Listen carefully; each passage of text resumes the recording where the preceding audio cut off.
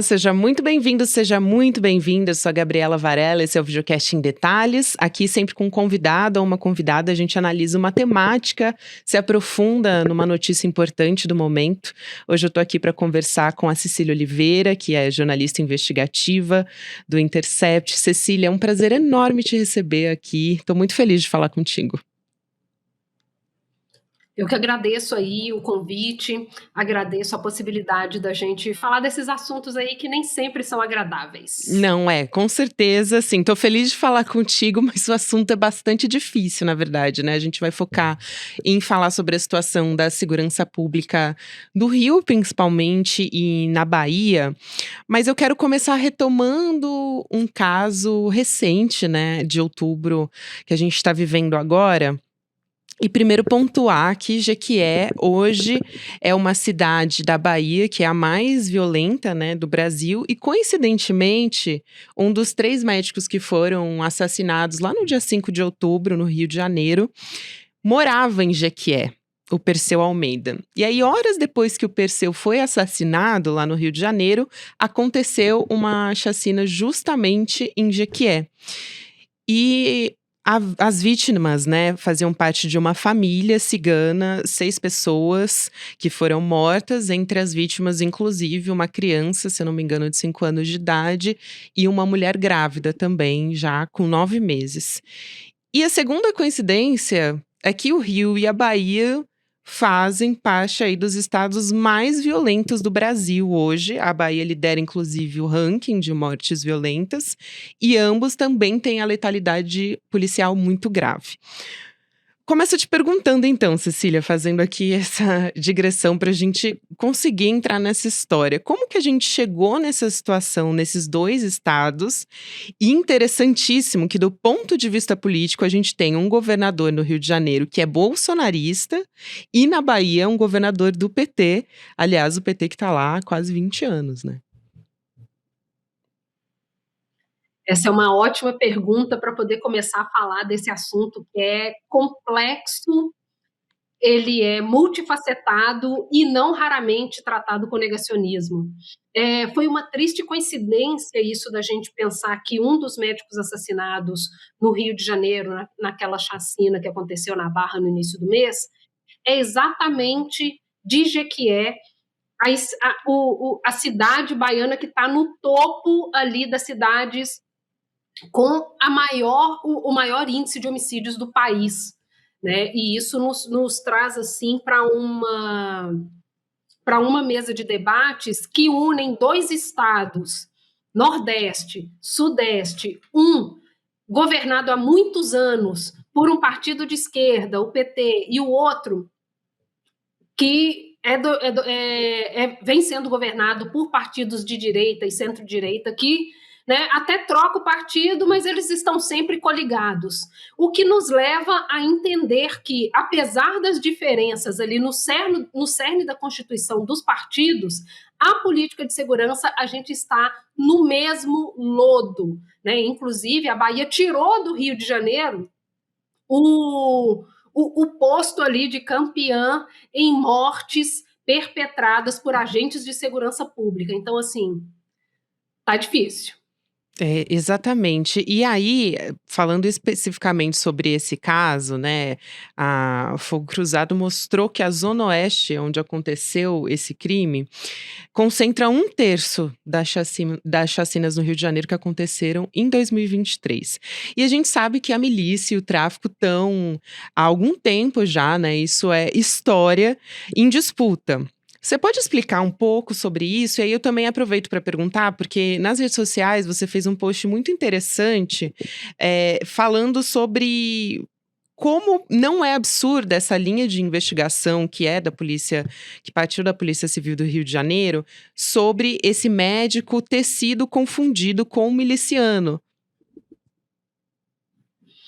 Pois é, a Zona Oeste do Rio está em disputa realmente há muitos anos, e assim, vamos dizer que mais incisivamente desde 2018, quando inclusive houve a intervenção militar aqui na segurança pública do Rio.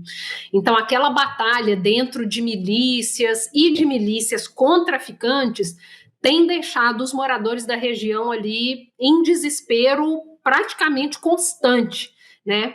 Você mencionou aí os dados do fogo cruzado e só esse ano, comparando com 2022, a gente já teve mais de 50% de aumento no número de tiroteios e praticamente dobrou o número de mortes. Então é uma situação extremamente crítica. E por que isso está acontecendo? As milícias ali daquela região, elas racharam. Acho que o pessoal pode ter acompanhado ali que a morte do Eco, que era um dos grandes procurados, chefe de uma das maiores milícias do Rio, que inclusive já era racha de outra milícia.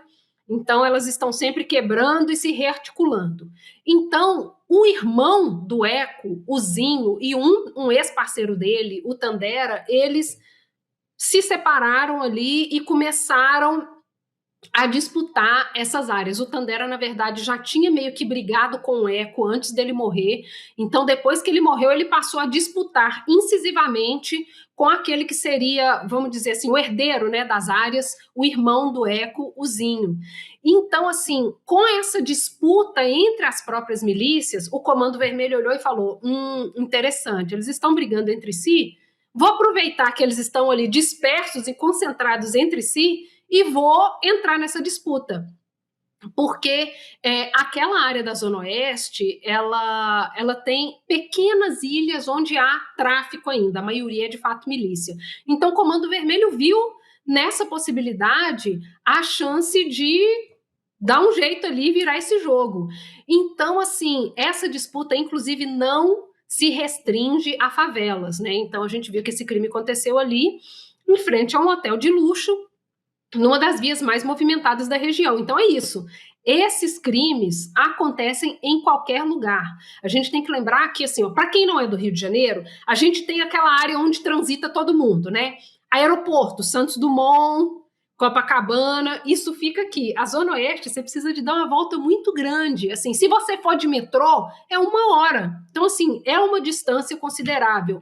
E muitas das vezes você não tem nem notícia do que passa ali, né? Inclusive porque o jornalismo, mesmo o jornalismo que a gente vê assim cotidianamente, ele não reflete tanto assim essas situações que a gente sabe, né? O pessoal gosta de ver as áreas mais abastadas, moram nas áreas mais abastadas e dão notícias sobre essas áreas também. Então, essas disputas fogem daquele nosso imaginário de criminalidade do tipo, não, isso acontece muito longe, isso acontece só em favela, e na verdade não. Né? Inclusive, a gente já teve outros grandes crimes desse jeito, assim, com explosão de bomba, atentados em grandes vias na Zona Oeste e que foram notícia na época. Então, assim, não é tão anormal. A gente é que esquece mesmo. Então, tem vários exemplos, inclusive, né, de milicianos que foram assassinatos. Teve o Diote em estacionamento de um shopping. Teve também um outro que estava envolvido no caso Marielle também, que foi morto quando ele estava indo comprar passarinho. Assim, um caso bem, assim, específico. Mas não existe, né, porque as pessoas acharam que, mas um miliciano estaria sozinho, sem segurança. Então, sim, é bastante comum que isso aconteça, né? É mais comum do que a gente imagina. Teve, inclusive, posts, né, nas redes, onde eu vi muita gente comentando, não, tem que ser planejado. Como assim? A pessoa vai sentar de costas para a rua? Ou, não é impossível, como é que ele andaria sem segurança? A gente precisa levar em consideração uma coisa que a Zona Oeste é deles. É deles. Então, assim, eles transitam por aquela área tranquilamente, mas não só a Zona Oeste. A gente já teve esses atentados, essas execuções em Copacabana, por exemplo, sabe? E é isso, a pessoa vai chegar e vai matar. Vai matar. E isso acontece muito também, a gente vê com bastante frequência em relação a bicheiro. Então, assim, é inclusive o mesmo modo operante, porque entre jogo do bicho e milícia tem essa relação dos milicianos serem, por exemplo, seguranças de bicheiro, serem executores para serviços de bicheiro. Então, assim, você vê essa relação tranquilamente. Eu tenho até uma amiga jornalista, Lola Ferreira, que ela falou, gente, quem transita pelo Rio já cruzou com essas pessoas em churrascaria, carnaval, você encontra com essas pessoas assim, nos camarotes, eles estão ali, eles transitam pela cidade, sabe? Então, assim, não é tão incomum, por mais bizarro que pareça. Como é que eles estariam ali tomando uma cerveja? Sim, isso acontece. Eu acho que eu até vi esse post da Lola também falando sobre isso, justamente. Só para contextualizar aqui, né, para quem está nos acompanhando, porque eu citei aqui o homicídio do Marcelo Diotti, ele era apontado ali pela polícia como parte do escritório do crime, né? E foi morto dessa forma, assim, no estacionamento de um shopping. Agora, Cecília, também uma outra coisa interessante que eu vi foi um gráfico também da Fogo Cruzado mostrando o que acontecia no Rio de Janeiro enquanto as milícias estavam crescendo. E aí tem um período ali da intervenção federal e também, justamente, quando a gente teve o Wilson Witzel, depois a gente teve o fim da intervenção, Cláudio Castro, mas achei bastante interessante que no período de intervenção federal, que voltou a se ter essa discussão em um momento onde a gente vê a violência muito exacerbada no Rio de Janeiro e também na Bahia, voltou a se ter essa discussão, né? Principalmente entre a sociedade. Então, talvez explicar um pouco sobre isso, porque a intervenção federal não necessariamente quer dizer que vai resolver o problema. Inclusive, é sempre bom a gente lembrar que quando a Marielle foi assassinada, né, o Rio de Janeiro estava sob intervenção federal também. Exatamente, bom ponto. E não apenas a morte de Marielle Anderson, mas 2018 foi o ano com o número recorde de tiroteios registrado em toda a série histórica do Fogo Cruzado, que abrange 7 anos. Então, assim, foram mais de 10 mil tiroteios naquele ano. Absolutamente fora da curva. E isso mostra algumas coisas. Por exemplo, as milícias já estavam se mexendo, como eu mencionei aqui já no papo. Mas, apesar delas já estarem nessa movimentação, os índices de criminalidade, inclusive apontados pelo próprio Instituto de Segurança Pública, não justificariam uma intervenção, que foi, assim, abraçada pela imprensa de uma forma, assim, misteriosa, porque não tinha dado, não tinha situação, e assim foi. E foi, né? E, por exemplo, pensando estritamente na Zona Oeste, inclusive, a Vila Kennedy, que foi, né, eleita o exemplo da intervenção, eles chamavam de laboratório da intervenção. Foi o bairro com mais tiroteios naquele ano, já era o bairro com mais tiroteios, permaneceu e continuou como o bairro com mais tiroteios da região metropolitana do Rio, né? Mostrando aí a ineficácia dessa medida. E hoje a gente pode ver, porque inclusive o interventor Braga Neto está sendo investigado por licitações mal feitas ali naquela época e um monte de gente está sendo investigado no meio desse bolo. Mas pensando aqui em relação aos números, é isso, a gente teve ali em 2018 esse pico. Mas o que a gente precisa, inclusive, pensar um pouco antes de 2018 é que, 10 anos antes, houve a CPI das milícias. Ali foram identificados quem, onde eles trabalham, quantos são, é político, é policial militar, é bombeiro, é policial civil, foram identificados vários nomes. O pessoal deve lembrar que em 2008 também foi o início das UPPs. O que isso quer dizer? A gente teve ali, né, em 2008, um plano de segurança pública que não ouvia, que não abrangia o maior problema identificado até então, as milícias. E nenhum plano de segurança depois disso, assim, focou em milícia. Então, houve ali a CPI, houve as UPPs, todo mundo só falava de UPP, UPP isso, UPP aquilo, vamos resolver, beleza. Não resolvemos, né? Porque o plano era todo furado. Eu nem gosto de chamar de plano, gosto de chamar de programa, porque é uma coisa tão pontual que é isso. Voltamos para o zero. E nesse período onde todo mundo estava focado ali nas UPPs, as milícias ficaram tranquilas. Por causa da CPI das milícias, elas recolheram um pouco as suas ações, então elas começaram a agir ali mais debaixo dos panos, porque antes era muito ostensivo. Você via miliciano assim, tranquilo na vida, sabe? Então eles passaram a agir mais tranquilamente, mas ganharam muito, muito, muito espaço. Então, assim, nos últimos 16 anos, as milícias avançaram 400% na área do Rio de Janeiro. Né? Esse foi um estudo feito pelo Fogo Cruzado e pelo GNI da UF. Então, assim, elas ficaram muito tranquilas. Quando Marielle é executada, ou seja, uma década depois da CPI das milícias, que a gente realmente assim ouviu falar de milícia de uma forma mais cotidiana, assim, o Rio já estava tomado, já foi, né?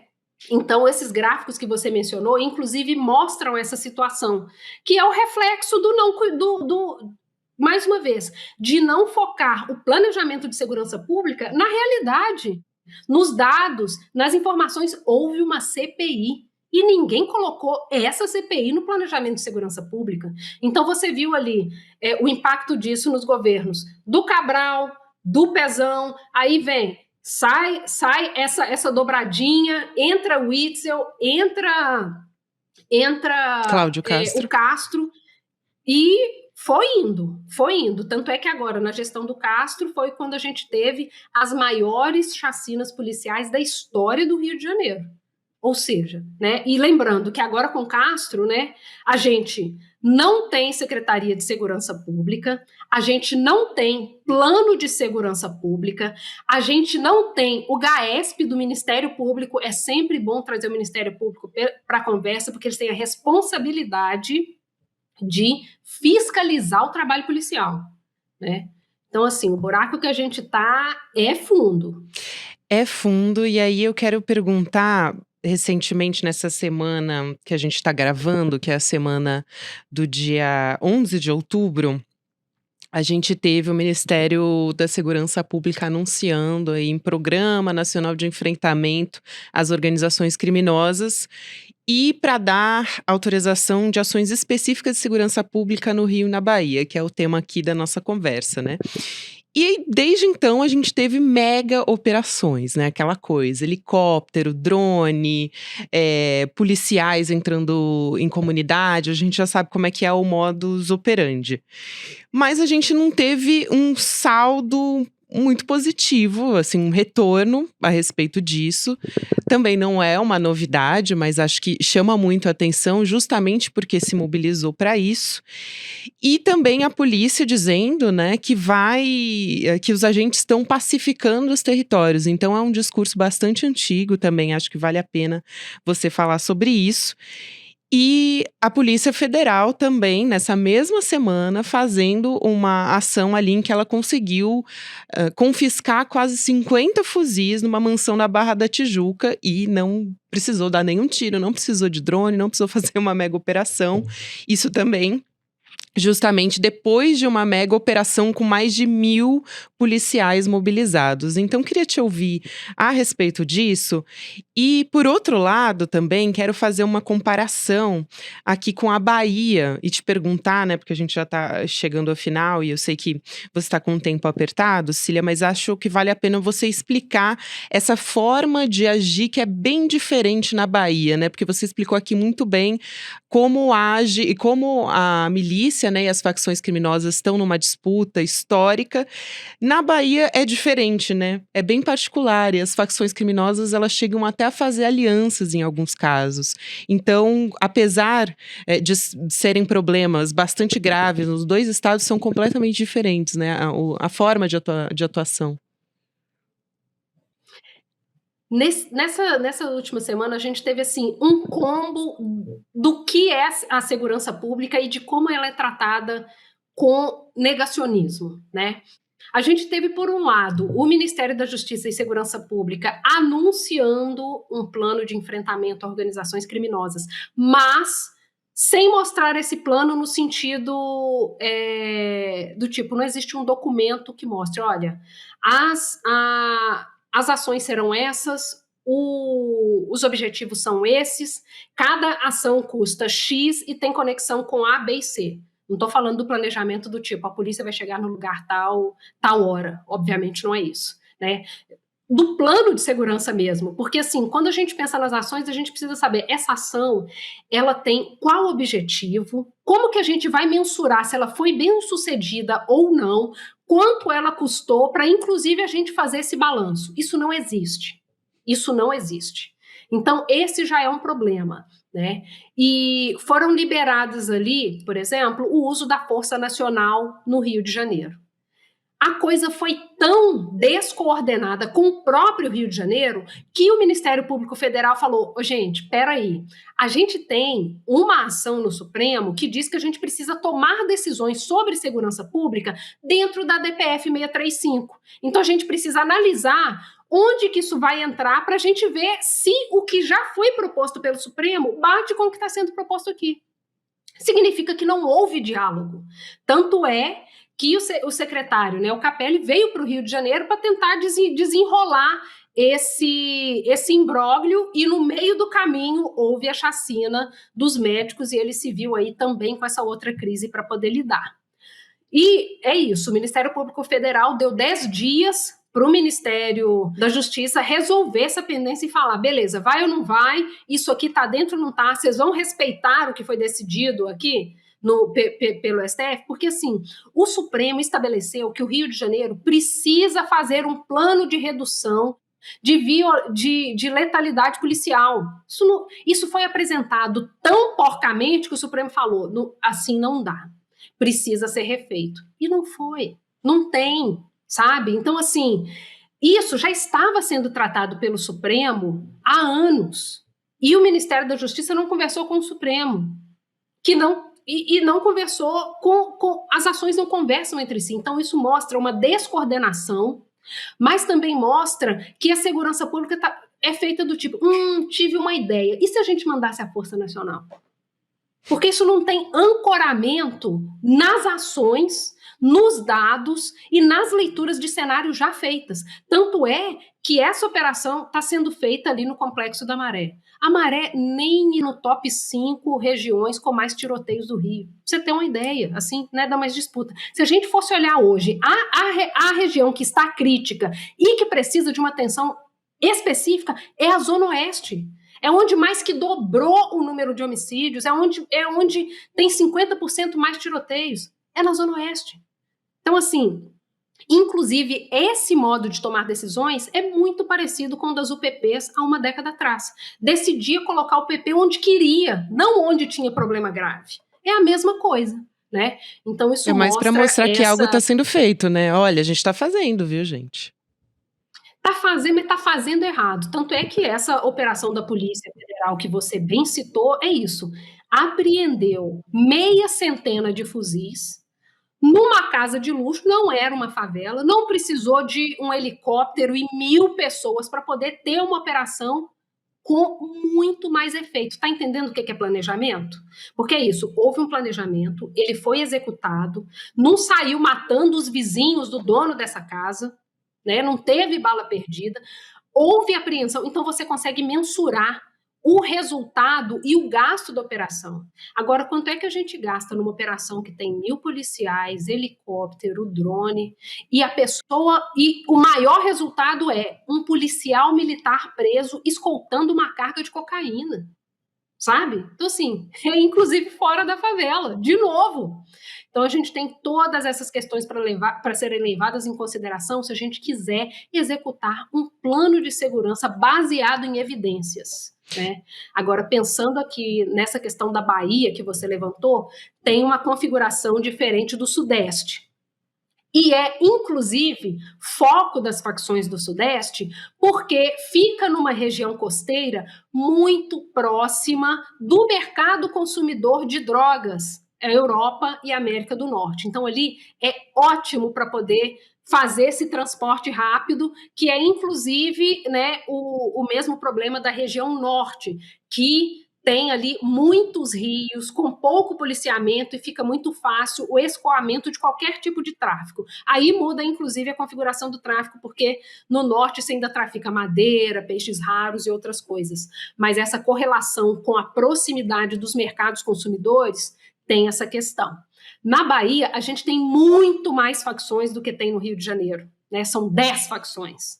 brigando entre si. Tem as facções do Sudeste que estão de olho nessa rota e agem ali em parceria com facções locais. Há também grupos de extermínio, que é uma coisa que pouco se fala quando a gente fala da Bahia. Há investigações do Ministério Público focadas em grupos de extermínio, com a presença de policiais. Então, é um ambiente caótico também quando a gente fala de segurança pública. Exatamente, Cecília, eu quero te agradecer muito e eu espero de fato que a gente consiga encontrar um caminho, né, para que essas operações para enxugar gelo acabem, que a gente realmente tenha uma política de segurança pública baseada em evidências, né? Como você disse, isso é tão importante, senão a gente vai continuar enxugando gelo e não vai chegar a lugar nenhum. Então, quero te agradecer aqui pela sua aula e seja muito bem-vinda aqui sempre. Um beijo grande para você.